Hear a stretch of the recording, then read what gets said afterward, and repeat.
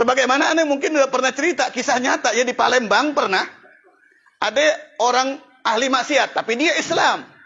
Orang ahli maksiat Islam meninggal ceritanya.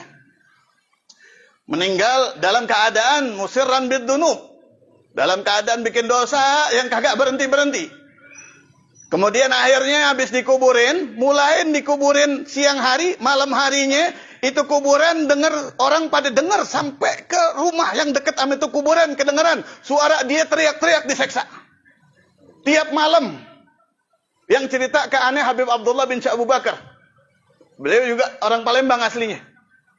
Saksinya istilahnya. Ini setiap malam kedengaran suara ini diadab, dikubur, bayangin. Akhirnya keluarganya, wah udah baca macam-macam udah.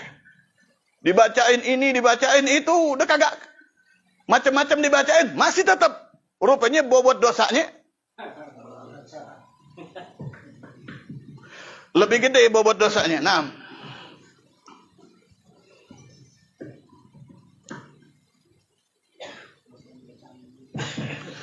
akhirnya datang kepada salah satu ulama.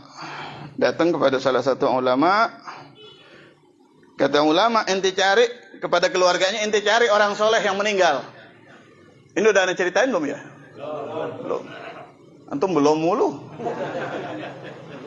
Emang belum ya? Ente cari orang soleh yang meninggal. Kalau perlu solehnya secara zatiyahnya. Darahnya udah soleh kalau perlu. Cari yang benar-benar tapi solehnya ukhrawiyah. Cari orang soleh yang ukhrawi. Dicari. Kalau perlu ente bayar keluarganya. Cari orang soleh yang meninggal begitu. Akhirnya kan sibuk nyari orang meninggal, orang baik dia. Ya Allah, mudah-mudahan ada cepat orang soleh meninggal. Begitu kali doanya dia. Akhirnya dicari lama ketemu orang soleh yang meninggal. Benar-benar soleh ini. Nasabnya nasab sulaha. Nasabnya mutasil sampai Rasulullah sallallahu alaihi wasallam, ini orang soleh. Akhirnya diminta sama dia kepada keluarganya, tolong dong. Jenazah inti kuburin di samping ane punya orang tua. Kuburin di samping ane punya, diceritain. Akhirnya keluarganya kesian, nggak apa-apa deh, kagak ngapain-ngapain. Biarpun hati agak jauh nggak ngapain-ngapain. Kita dianjurin nguburin keluarga kita tuh dekat, jangan jauh-jauh. Kenapa? Biar ziarahnya gampang. Ya, anas ma yakunu alaihil mayyit fi qabrihi idza zarahu man kana yuhibbuhu fid dunya. Anas ma yakunu alaihil mayyit fi qabri, orang di kuburan tuh paling betah, paling demen kalau didatengin orang yang dia cintain waktu hidup di dunia. Bukan berarti kita setelah talqin orang tua kita dapat syafaat khusus dari Rasulullah SAW, kita belapahin aja, kita kagak tengok-tengok. Bukan begitu. Mestinya tambah sering kita ziarahin orang tua kita. Jangan pakai nanya, Beb, apa perlu orang Tijani ziarah? Jangan kelaguan.